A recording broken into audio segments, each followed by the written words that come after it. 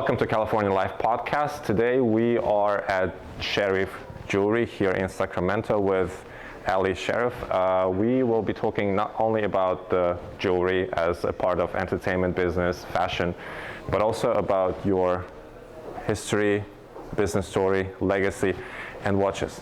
We share quite a few interests, and watches are one of them. We have a lot to dig, to learn about you and to share with our audience. Yes, well, thank you for having me, Victor. And we've created a monster already, so he's a watch addict. Oh yeah. So it's a nice thing to collect, a nice thing to have. Right, but it also is a smart way. Yes, it's 100%. Not just an addiction; it's also a smart investment, and that's what I highly appreciate about you. Yeah. Let's begin with your business. You are connected with sports, celebrities, with film stars, with politicians, basically Hollywood and yourself. Yes. How did you start? I mean, your dad, business family started the business. Yeah. Why jewelry? Because it's pretty difficult to, in my opinion, to start this business. Yeah. So, I grew up in the business, family business. So I'll tell you. My great-grandfather was a metalsmith, my grandfather was a jeweler, and so my whole family's in the business. My father and my uncle migrated here in the late 70s, and my dad opened this same store in 1980. So he's been in business 44 years in Sacramento, right? And now we've grown to 4 stores in the greater Sacramento area, right? And it's still family-run, family business, and we're very fortunate to be a part of it. I grew up in it, so I love it. And we get it's never like a dull moment, and we're celebrating people's special moments. So it's whether it's a nice watch, an engagement ring, a milestone. Any type of commemorating like a special moment. We get to be a part of our customers' lives with it. And it's fun, of course. We deal with some celebrities, whether it's basketball players, football players, like you said, some people in the entertainment business. So film stars on your wall of fame. Yeah. So it's fun, but mostly, I'd say the most fun is we're the official jeweler of the Sacramento Kings, right? Which is the NBA team in here in Sacramento. Yeah. And so we deal with a lot of the players.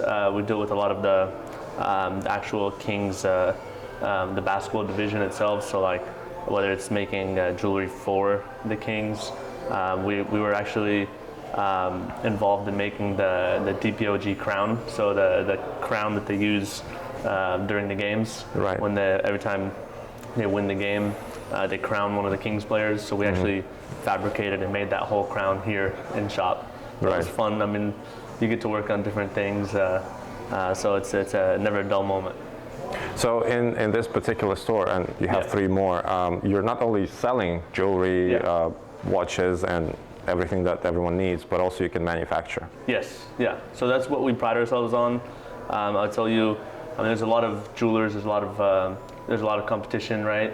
But a lot of them that you go to, they don't actually manufacture themselves. They're mostly just showroom, and they do sales, but they subcontract their work to Los Angeles, New York, overseas. They have the back end done somewhere else. Right. We do everything here on site, so we actually have a 5,000 square foot workshop that we actually do everything. So we have CAD/CAM design, 3D printing, casting, diamond setting. So from A to Z, we can create your custom piece. Whether it's diamond rings, big diamond pendants, chains, all that, or even watches. So we've done some crazy things, which we'll show you in a little bit. I got some watches here to show, but whether it's like taking a Patek Philippe and just putting diamonds all over it, or just plain watch, we do everything. Right. Well, why aren't you in Beverly Hills? Yeah, it's a perfect place for you. What? I ask my dad every time, when you came to the States, why'd you open in Sacramento? But I tell you, Beverly Hills, of course, a beautiful place, and it's nice to be, but Sacramento's home. It's it's a great community, and we're fortunate to be a part of it. We're involved a lot with the community. it's a great place to live and it's a great place to be. I'm happy to be here. Well, I mean, I'm not saying you're not happy, but just the whole concept of being all the custom manufactured, it's perfect for Beverly Hills, because there, where I'm constantly, staying, everyone wants something different. Yes. Even the same watch, even if they would go with a sub, right? They would want to be a little bit different. Yes. And that's what you can do, and you showed me with your watches. You mentioned you grew up in the business. Yeah. But it happens quite often when the kids grow with the parents and they decide to go into different route. Yeah. Why? What made you like this? You know what? Well, that's a good question. So, I mean, I never had to really think about it. It was always just there you go. It was always just something that, like, my dad, he's someone that's like a very hard worker, right? The hardest worker I've ever met, right? He's always like 7 days a week working. Like, work is life, right? Mm-hmm. So it was just always like we'd come to work with our dad Saturdays after school. Like we would come here. It was just like second nature. We were always involved in the business from like young age, like 10 years old, right? And then just like weekends, right? Come to work. And then once we were like in high school, I mean, he was always generous. Whereas like, like, do you want, when you're turning 16, what car do you want? Like, okay, you want BMW, all right, no problem. Like, I'll buy you the car you want. You're gonna come to work every day. Mm-hmm. So got us the nice car. We'd come to work every day, and it just became, like, part of our life. I mean, it's like I get involved in working in the business, and it's never a dull moment because you're always doing something new. It's not like same cookie cutter. Like a lot of the mall stores, they sell one thing, they put it right back. Like they replace it with the same SKU. We'll never sell the same thing twice. It's always new product, new stuff. We don't want the same piece of jewelry in here, so everything's always either custom or we're replacing it with new and fresh jewelry, so no one else is the same. So you were basically bought into the business. Yes. Yeah. Okay, that's it's a big family, so I mean it's a nice thing too. So how big is the family? So here in Sacramento, it's my dad and my uncle, and so us together between like our cousins, it'd probably be like say like 10 of us. Okay. That are in the 4 stores, and that's also the nice thing because we're all divided amongst the stores. So any store that you come to, Sharif Jewelers store, you're actually going to be dealing with like a Sharif family member. Right. So it's like you're getting that personal touch. Mm-hmm. It's not very we're not corporate, we're family owned, and that's like something we pride ourselves on. Right. Yeah. So you began your car story with a BMW. Yeah. But which one is your favorite? Cars? Yeah. Oof. That's a tough one. So I would say, for like everyday luxury, I'd say Mercedes. Okay. Mercedes is like the G-Wagon. I have a G-Wagon. Okay. G63, so I feel like that's like the nice, comfort and luxury. Mm-hmm. I feel like that was my younger days, the BMW, sporty. Oh, you don't look that old. What about old. Oh, you do? I do. Why? I got kids now, family, so it's no. But I got two beautiful kids, and that's what motivates me too. Well, that's your legacy. Nice. Yeah. That's your legacy. You mentioned that your company's history, legacy goes back to your great-grandfather. Yeah. What about now, if someone like me, right, would want to open, let's say, a small jewelry store? Yeah. What do we need for that? So I just tell you nowadays, especially in the jewelry business, it's 100% possible and doable to open a store. It's just it just takes a lot of capital. Right. Gold nowadays, it's at a world record. Yeah. It's almost $3,000 an ounce. Yeah. So like if you want to concentrate in any type of jewelry, which there's always niches, right? So if you're going to do watches or if you're going to do like chains or jewelry, I mean, it just depends on what you want your audience to be. Mm-hmm. It's definitely possible, but I'll tell you that it's like a hard barrier to entry just because of the capital, like how capital intensive it is.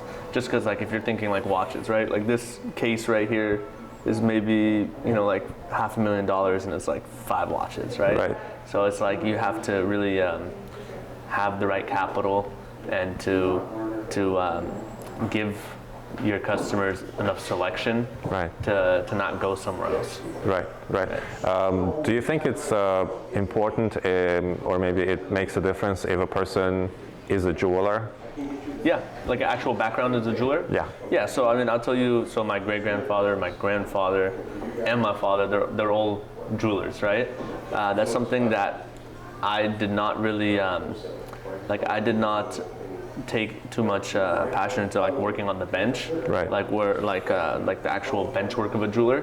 But as far as like the design side, like I've studied like jewelry design and CAD program like to do designs. Right. So I work closely in that side, but it is definitely important to know how the jewelry like workmanship is, to be able to be in the business to do it. And Right. and like one thing I'll tell you about my father and my uncle both, which is funny. I mean, they're sons of jewelers, right?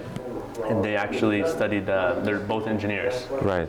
And they're engineers as trade. Right. And they went to school to be engineers, but they're in the jewelry business because that was what they learned from their family. And it's something that I also say that helps them because they know the engineering behind jewelry. Right. So for us to make a quality product or to make a quality ring, it's like takes engineering, you know? Right, And right. so that's something I'll tell you, if it's important to have that background of knowledge of jewelry, Right. whether it's like working on a bench to like solder or to set a diamond or to fix or just even to create. Right.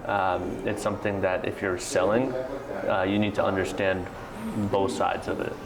Is someone in your family of the younger generation Yeah. after your dad studying this, or As far as the engineering? Yeah, that stuff. So right now, I would say not yet. None of the brothers have like actual bench work, Right. but we do like we're involved with our jewelers to create, right? So Right. like right now we have between our stores we have about 15 jewelers that work in our work for the company. So we work very closely with our jewelers to make our products or to service our products. Right. So we don't actually physically work on the bench, but we're sitting with them on the bench. We'll create something off of render or CAD design. We give it to the jeweler. The jeweler puts it to life, Right. and we're there to like quality control and make sure everything comes out perfect. Right, right. Yeah. Well, thank you for sharing about how difficult it is to start a jewelry store. But I think that if someone is skilled in the jewelry and it starts small, it might grow. How do you feel the competition coming from China? I know quite a few friends in Orange County. Yeah. They are manufacturing in China. They're Yes. also doing exclusive, Yeah. custom. They're doing non-custom. How do you feel the competition from them, or maybe any other country? So I'll tell you that a lot of the industry, especially in the U.S., is manufactured overseas. So like in China, for example, workshops out there. I would just tell you the only downside. So they make great product, without a doubt. China's known for the quality of work, and a lot of these big brands, which most people don't know, the big designer brands, they are manufactured overseas. It's just they're not saying that it's manufactured overseas, but I'll tell you the one downside to it. If you're working as a jewelry store and you're working with product, especially something like engagement rings, people want to touch and feel and see, and when you're manufacturing overseas, it's hard to just look at a picture and be like, okay, make me this, and then you have it sent to a factory, and then it takes 6 to 8 weeks to manufacture and ship back, you know, and then you get the finished product and you're like, oh, well, you know, I wanted this or this to tweak. So here in-house, I mean, that's the biggest pro that we get. Right. People just love to be part of the experience. Right. And so we have a CAD designer on site. So who's a CAD is the program, so like Right. the jewelry program that they can sit down with our designer. And a lot of time it's like they see multiple rings and they're like, I like this ring and this ring, I want to combine this, or they have something that they had in mind they want to make that's one of kind, right? Okay. So we can sit with our designer, we can design it to exactly what their specs are.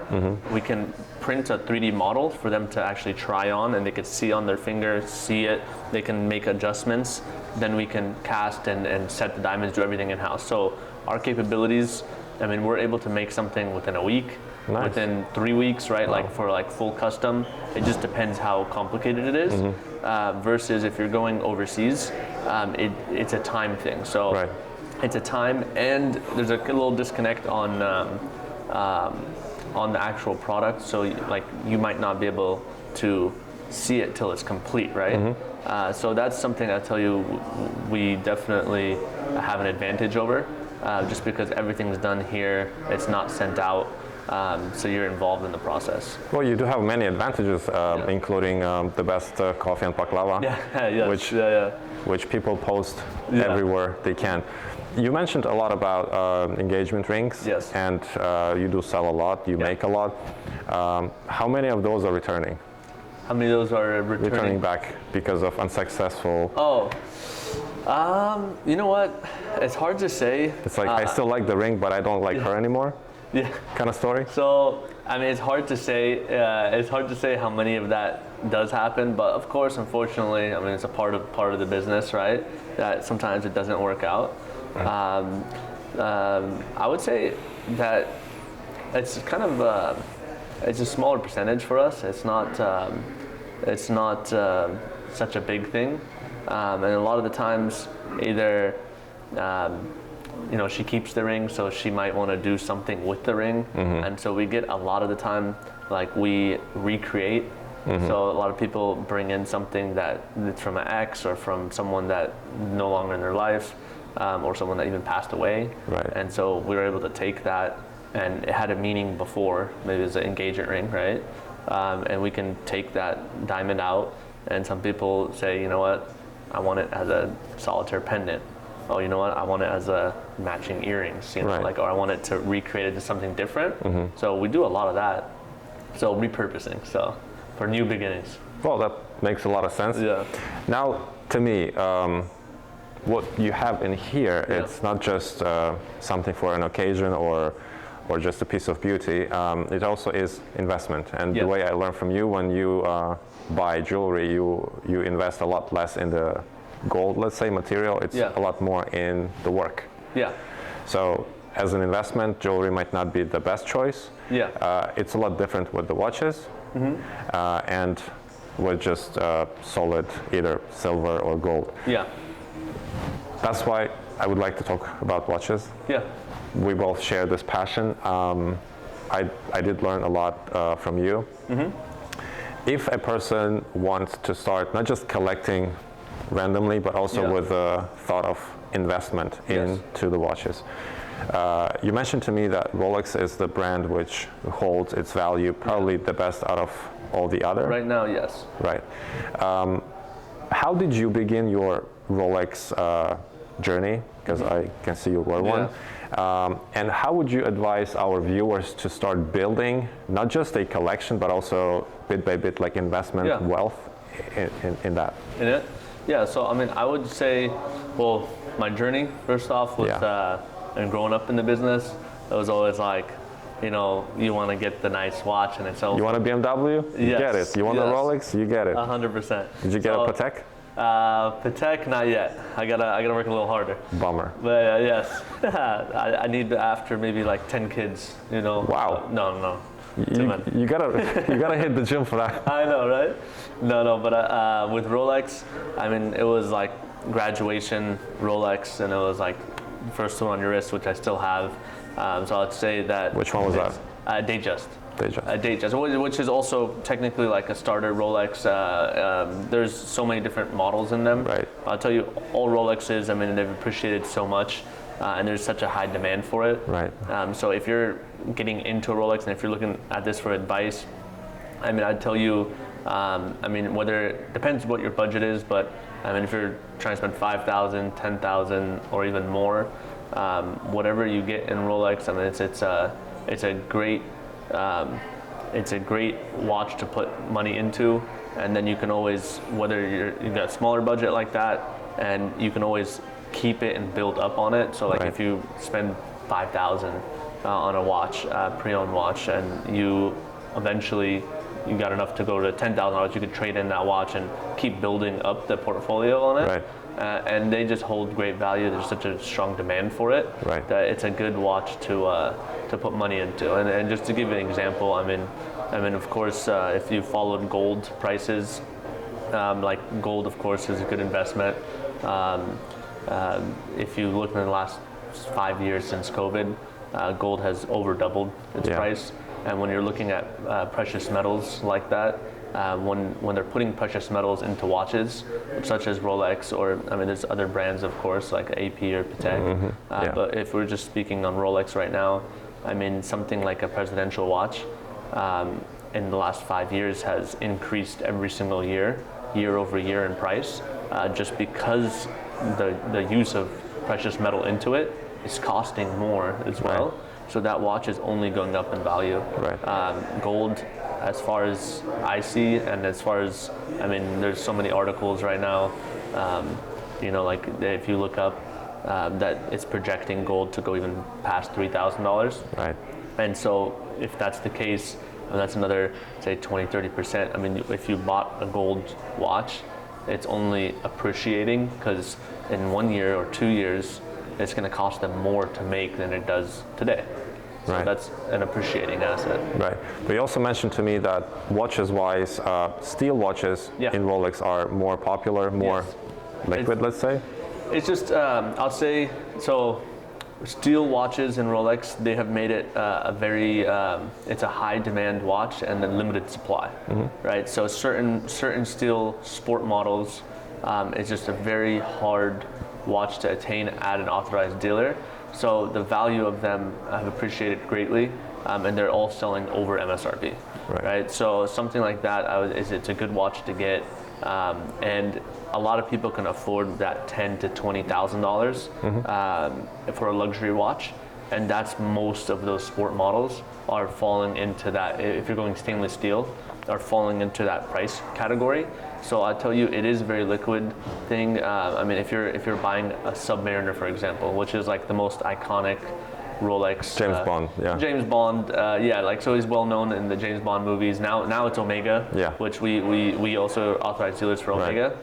But in the older James Bond movies, the Submariner, the black on black steel is like the iconic Rolex. So it's still till today, I mean, it's probably the most popular model. And they're trading in between that 10 to 15,000. So I'll tell you, if that's something that's like, we sell so many of them, that if that's a watch that you like, or if that you're looking to buy a first Rolex, that's one I highly recommend. And I have one right here. So this is a sub. That's a steel ceramic, and so it's a stainless steel black on black with ceramic. This one's a no date. No date, but they make it with a date option. Some people like that clean look without the Cyclops. But something like this is something, if you bought, it's a good investment. It's a good investment watch because there's so much demand on it. There's so many people that want a Submariner that if you ever were to looking to upgrade or to sell, there's always a buyer for it. And so that's why I recommend Rolex.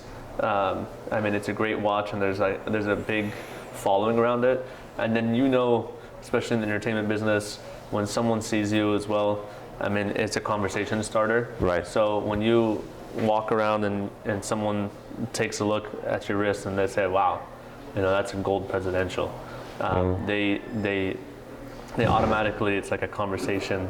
It's something that opens doors to you, and it's a good conversation.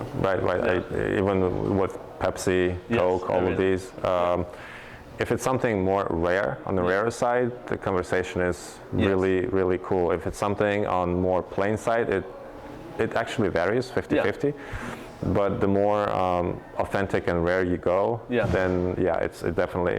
And you know, you changed a lot my perspective on watches, even on a gold watch, right? You know, I would never thought of doing that stuff. And also, I shared with you, I watched an interview with Sylvester Stallone, Yes. who I consider one of my mentors, who I hadn't met yet. And he says that the watch on your wrist doesn't mean just the time. Yes. It's how much your time is worth. 100%. And also he says that whenever he would achieve something, he would reward himself with this different type of a watch, whether it was a Coke or a Pepsi or whatever. Yes. And Symbolizes something. Symbolizes your milestone, and also it's not a waste of money. Yes. Because you also mentioned to me that some other brands, they could be expensive when you buy them, but then it's losing value, just like a vehicle. Yes. Right, so I heard that from him, and then we've had so many conversations with you, and I mean, I wore an Omega before we started talking, and then you just hooked me up with with Pepsi, and I wear that all the time. Yeah. What is your favorite out of Rolexes right now? My favorite? So my everyday watch I wear is a Daytona. So it's a Cosmograph Daytona. That's what you have behind and you. I have it right over here. So it's they call it the Panda dial. So it's a white and black. It's stainless steel, and this is probably right now, if you're talking in the steel Rolexes, this is probably the most sought after Rolex in the steel sport models. Right. Just to get one of these, I mean, you have to be on like a long wait list. You have to have built established credit with the authorized dealer. I mean, this watch trades for almost double MSRP. Yeah. And it's just one of those things that, like, if someone sees this on your wrist, they know that you're like a watch guy, right? And that's like when I tell you it's a conversation starter. Yeah. I mean, watch people know. And so when you're walking, you walk into a restaurant and someone sees a Daytona on your wrist, there's so many times that I've been stopped or had a conversation, and they say, "Oh my God, like you have the Daytona." And then you mentioned Sylvester Stallone. I mean, this was also a milestone watch for me. So this was, I graduated college, and I was like, the watch I want is not too bad. The Daytona, you know? Totally not too bad. So, you know, I said, this is the one I want, not the black dial, I want the white dial, I want, you know, like, and this is something that I'm not gonna ever sell. It's something that I keep forever. Right. And eventually, hopefully my son, you know, will graduates college and... Yeah, exactly. So it's definitely something that, like, when you get into it and collecting, that you start having all the different models or the different colors, and it's just something you appreciate and other watch people appreciate too. Right. Yeah. You have other watches. You have an AP here. You have a Patek, right? Yeah, this is Patek and this one's a Cartier. Cartier. And you do all of these frostings, if it's correct term, in-house. Yeah. Yes. I think our friend Snoop Dogg would definitely appreciate this. It's not my thing. Yeah. So we do, of course, I mean, we cater to a large audience of people. Right. There's people like yourself who want the factory all original, and if you go diamond, you're getting original diamond on like baguette dial, right? Right. Something like this, I mean, this watch is a $150,000 watch without diamonds. Yeah. Right? And then we take the watch and we set full diamonds all the way around. So how much does it cost right now with all the... This is about $200,000 watch, and I'll tell you, we get ball players, we get athletes, celebrities who, there's people who already have that plain watch. Yeah. And most of the guys that are doing the iced out, they have multiple watches. Yeah. And it's just it's a matter of like, when they go out, they want someone to be like, you know, like they want to be the showstopper, right? Yeah. And this is a Cartier skeleton. Yeah. So this is about I would say about a $40,000 watch at MSRP, just plain. And then we are adding about like $20,000 of diamonds into it. And so this is a fully diamond on all sides, and it's all VS to VVS clarity. So I mean, you can just see like the workmanship on it. Yeah, it's fantastic. The work is brilliant. I mean, it's like a little above and beyond, but that's what a lot of these people are looking for. Right. When they're going into that's what I'm saying. You need to have a shop in Beverly Hills. Yes. Because they don't need to fly here. You know, you just go, get it quietly. They get a cup of great coffee, the best baklava. And what was the other snack that you offered us, our team? Oh, it's maginette. It's like Middle Eastern like meat, the meat pie, and then there's cheese with bread. Yeah, oregano. So it's really good. Yep. Yeah. Ali, my last question would be for today. If a person wants to build again a collection with being mindful about the investment into it, which 5 consecutive purchases of Rolex would you recommend? Yeah. And we're sticking only in the Rolex categories? Let's focus on Rolex. We will have more episodes when we can focus on APEs, on Pateks, or other watches. Yeah. So I mean, I would say hands down the best. The sub you mentioned. The best value of a watch that's most popular would be like a stainless steel Submariner. Right. So that would probably be number 1. Right. I'll tell you, best bang for your buck is a date just. So if you're getting like a date just 41 millimeter, it's not a sports model. It's more of a dressier model. Right. But they come in both bands, you know, Oyster or Jubilee band. Right. That's probably our best selling watch, just because of it can be used both dress up or dress down. Right. But sub is definitely more sporty watch. Right. So I would say those 2. So sub, they just. Yeah. So sub, they just, and they make it in both 36 millimeter, 41. 41's more popular, especially for men, for us. I would say the third one. I mean, if you're going any like investment wise, they start going a little bit higher in price point. But any of the sport models, so like if you're getting Batman, Pepsi, or like Starbucks or Hulk, so once you start getting, if you're building your collection 5 watches, you'd start getting bored of just the regular black dial or different colors. So once you start getting like number 3, you're gonna go with something that pops. So like a Pepsi, which is like red and blue, or a Coke, red and black, or like Starbucks or Hulk, that's green. Right. Or Sprite. So, or Sprite, correct. Right. So once you go into the sport models, there's like a big variation of colors. So I would definitely say a sport model next. So just say, let's just say as far as price point going the next tier, just say Batman. Right. So if you go Batman, which is the blue and black. Right. So you have a little splash of color there. And then if you're going next level up, which in price point, I would say definitely my favorite would be going Sky Dweller. And Sky Dweller is a little bit bigger than the other 3 watches, because they're all going to be like 40 millimeters, 40 or 41. Sky Dweller would be at number 4 would be a 42 millimeter. Right. So it's a little bit larger, a little bit thicker watch. And as far as like complications of the watch, it is the most complication that Rolex has done in a watch. Oh yeah. So you have like it's really cool. Like you can turn the bezel, and it'll have different functions. So you could set the date. Right. You could set the time. Right. And then you could set the second time zone. Right. And it has the annual calendar for the month, so you can set what month it's at. Yeah. So that's something that I would say is definitely a cool watch for the money. But once you're getting into Sky Dweller, you're at the upper like teens, so you're like almost $20,000, right? Depending on what dial you do, it could be even more. Right. So I would say that, and then I would definitely say at number 5, because it's just at the price point, would be a solid gold watch. So if you're going, they make a few, right? Like you can get a sub in gold, you can get a Yacht Master, but to me, when you get gold, the Presidential is hands down number 1. Number 1. It's just so it's called. The right term for it is it's a date, right? So it has the day and the date on there. Right. They make it solid gold in 36 or 41 millimeter. And the reason, I mean, I even call it Presidential.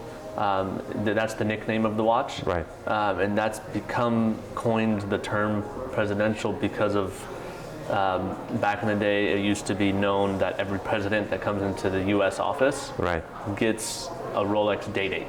So it became the president's watch, right? So every president or CEO of every big company, the first thing they do when they make it is a gold Presidential. Right. So it's become like an iconic, like if you are successful, like Sylvester said, you know, like if you hit that milestone or you did a big achievement, you go treat yourself and get a $40,000-$50,000 gold Presidential. I mean, that's something that it just it feels different when it's on your wrist. Very true. And it's heavy. It's different from all other models. I mean, it's something that you keep in the family forever, you know? Yeah, So I would absolutely. say that's probably top 5 right there. Right. Well, Ali, thank you very much for hosting us today No at problem. your headquarters. Thank you. Thank you for sharing with us and with our team about the business, about watches.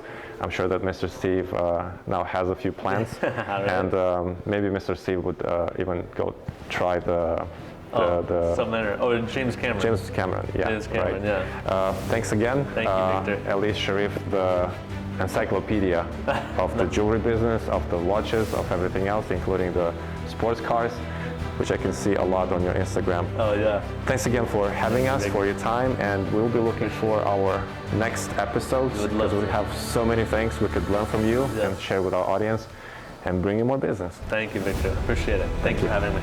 Thank you.